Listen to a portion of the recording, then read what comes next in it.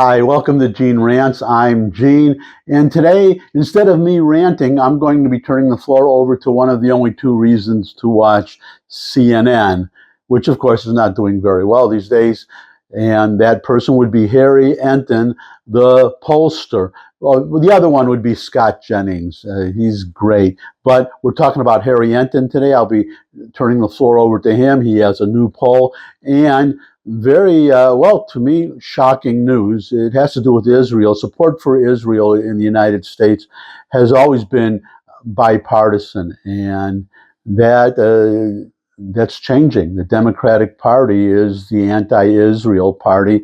There's no longer any denying it.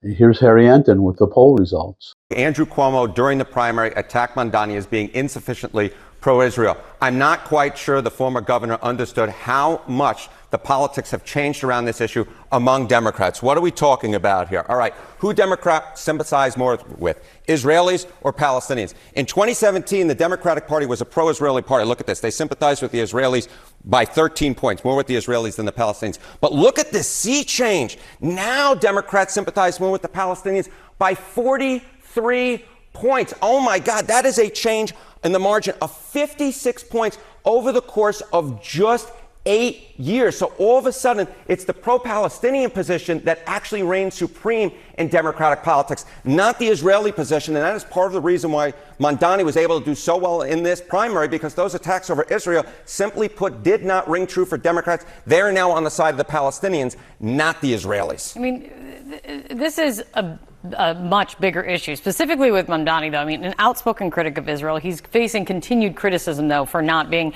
outspoken enough against anti-Semitism, that is for sure.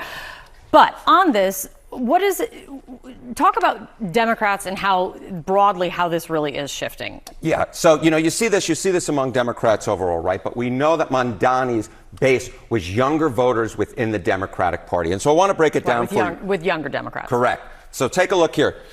Who age 18 to 49 Democrats sympathize more with, the Israelis or the Palestinians? Again, in 2017, younger Democrats sympathize more with the Israelis by 14 points. Look at this shift now. Palestinians, they sympathize more with the Palestinians by 57 points. That is an over 70-point shift in the margin in just a matter of 8 years. So the bottom line is, Mamdani's base within the Democratic Party and the base of the Democratic Party of younger voters, younger Democrats, have changed tremendously on this issue in 8 years' time. I rarely ever see shifts like this, Kate, in which you see one side of the equation leading by 14 points 8 years ago, and then all of a sudden the other side of the equation leading by 57 points. The bottom line is the politics around the Israelis and the Palestinians have shifted tremendously among Democrats, and they've shifted specifically tremendously among Democrats who are under the age of 50, younger Democrats who are Mamdani's base, and also the base of Democratic socialists like himself, like Bernie Sanders, like AOC. They have just shifted more so than I think that anyone could possibly have imagined, say, 8 years ago.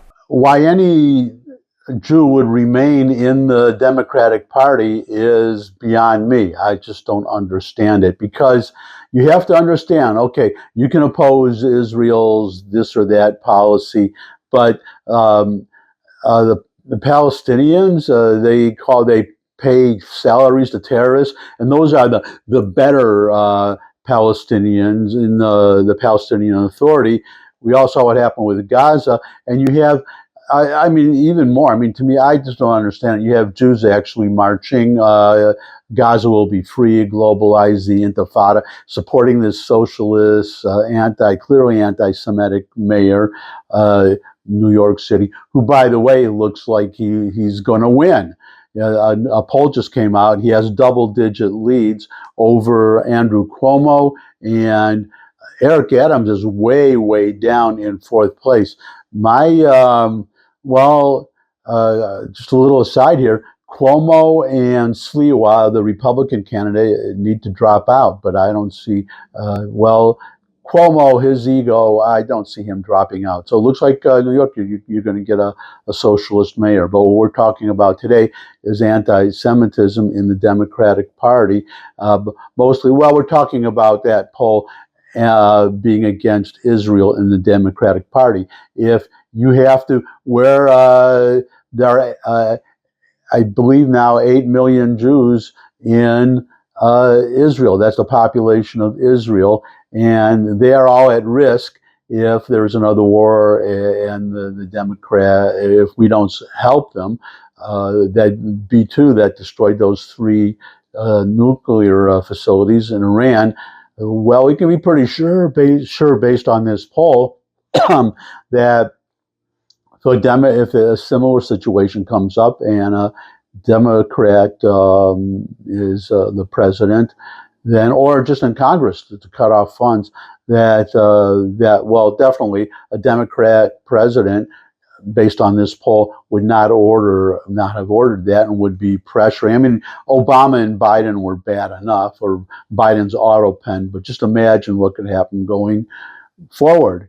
It's really terrible, but I'll just end switching to another slight subject. If Mamdani wins, if you have a socialist mayor of New York, if I were the chairman of the New York Stock Exchange, I would seriously think of moving to Texas. In fact, you now have, I believe, Florida and for sure, but also Texas. They're wooing New Yorkers. They're trying to encourage them to move, business people to relocate their businesses to, non-socialist, no tax Florida, non-socialist, no tax Texas. That's a story for another day, though, except to say that if I don't know why the stock exchange doesn't say, or the chairman say, if Mamdani wins, we're leaving New York. I can tell you, I lived in New York. If the stock exchange, so much of New York's economy depends on Wall Street. You have to live there to really understand it. I mean, you have the Wall Street traders, that spend so much money. You have the taxes that these Wall Street firms pay, but you also have all the businesses that depend on, just the delis in the area and the restaurants that depend on business from Wall Street. You take Wall Street out of there, and I don't know what replaces it. So anyways, that's it for today. If you could subscribe, that would really be great. Share this video with anyone you think would benefit from it. Your comments always welcome, the comment section below the video. But most of all, if you're a Jew, get out of the Democratic Party. I'm a Republican. Well, I'm not now. I used to be a Republican. I'm independent, but I'm conservative. I always vote for the Republicans if the other choice is a Democrat. It's fine. I feel a lot better in fact, I saw an article today by a former Democrat. I don't know if he was Jewish or not, but he said, I left the Democratic Party, and I'm telling you, it's fine.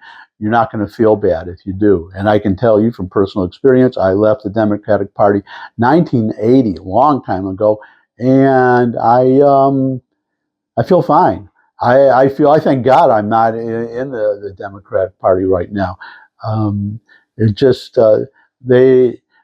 I think it's a failed party that governs failed states with majority Democrat failed cities. That's a Democratic Party to me, and they're socialists and communists.